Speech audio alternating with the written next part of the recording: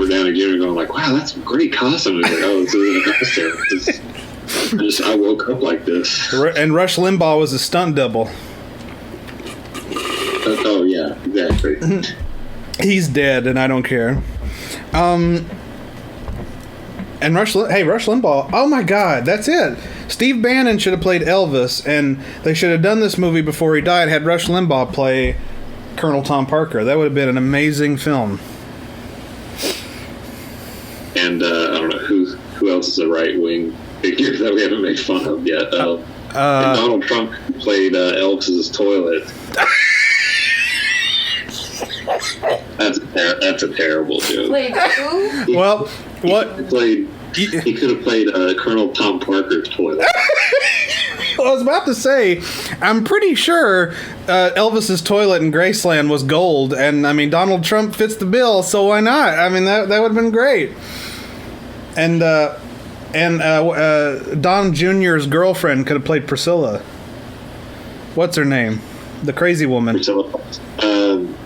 The best is yet to come, lady. Yeah, that woman. What is her name? I forget. It's something right-wingish. Kimberly Guilfoyle. That's her name. Yeah, that's right. She could have played, and then Eric Trump could have played. I don't know, one of the guitars. Let's see. No, he could have played Elvis's twin brother that died at birth, Jesse. And Ivanka Trump could have played the California wildfire season, but just off camera. That wasn't even really a problem back in the 50s, 60s, and 70s, but just knowing that it's there somewhere, that's fine. It's perfect. It's kind of looming in the darkness. Ivanka is what's to come. Literally, that's what the biggest fear was. So why not make it that way? Oh my God, we just wrote a new Elvis movie. We have to remake it. We have to reboot Elvis and cast these people. With the Trump administration. Trump administration. That's right. Oh, Roger Stone has to play somebody. Who's he going to play? He has a tattoo of Richard Nixon's face on his back, so maybe he can. They did. He can be White House recordings. That's right. Or they didn't show this scene in the movie, but he could play Richard Nixon in that historic photo between him and Elvis when he came to the White House. It's just Roger Stone's back and Steve Bannon standing there. Yeah, that would work. Yeah, see, there it is. Boom.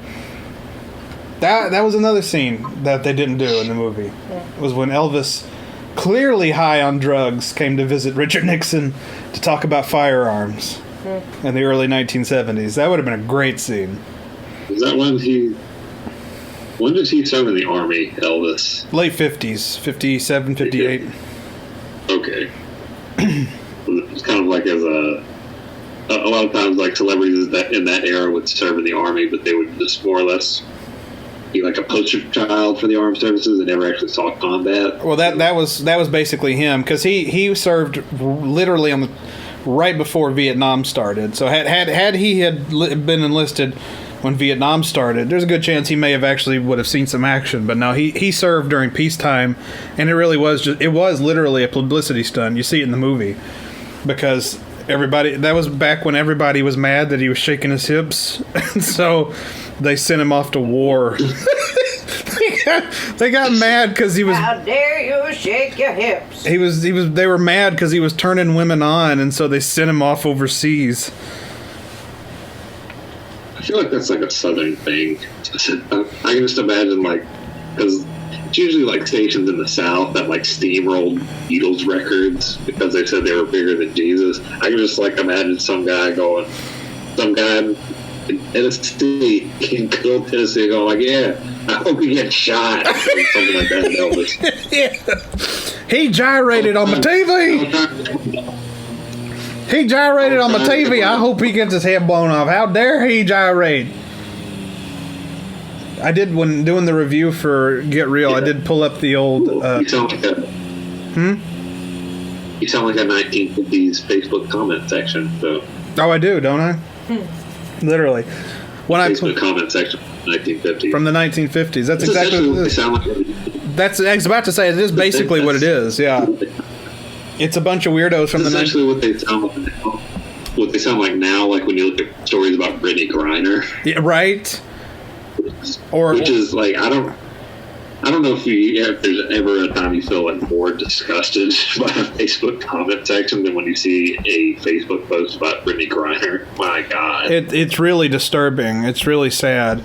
Or recently when Biden awarded Simone Biles with the medal, how everybody's like, well, he gave a medal to a loser, and it's like, well, let's recap her record composed to what you've done in your life, and then you tell me if Simone Biles is a loser or not. But yeah, it's the same thing. Not a loser. She stepped down to recognize mental health. But But I'm talking about all the stuff she did before that. How many gold medals has that girl won? I lost count. I mean, the girl is amazing. So yeah, multiple gold medals before she was even allowed to go into a bar and order a drink. yeah, so or even before she could vote, I think. probably before she could drive. Even I mean, the girl has done so much with her life in such a short amount of time. God forbid she doesn't do one thing. Otherwise, the Facebook warriors are going to come out in droves. And it's times like these where I really wish we did have a Facebook in the 50s to see what they have to say about Elvis. Oh, when he gyrates his penis. What? Or see what they would say about the Beatles. They said they were bigger than Jesus. The Beatles, Ozzy Osbourne. Who else was like, oh God. Ozzy, yeah. Who was the band that caused a suicide? Was it? It wasn't Black Sabbath. It was Judas Priest. Yeah. So, well, I mean, they were taken to court over it. Yeah. So I'm sure there were plenty of like commentary about them, at least. Absolutely. Somewhere, even if it's not on a Facebook page. Who else? Ali, not a musical person. He was like the Kaepernick of the times. Can you imagine all the N-words that get thrown around on Facebook? Oh God. Yeah.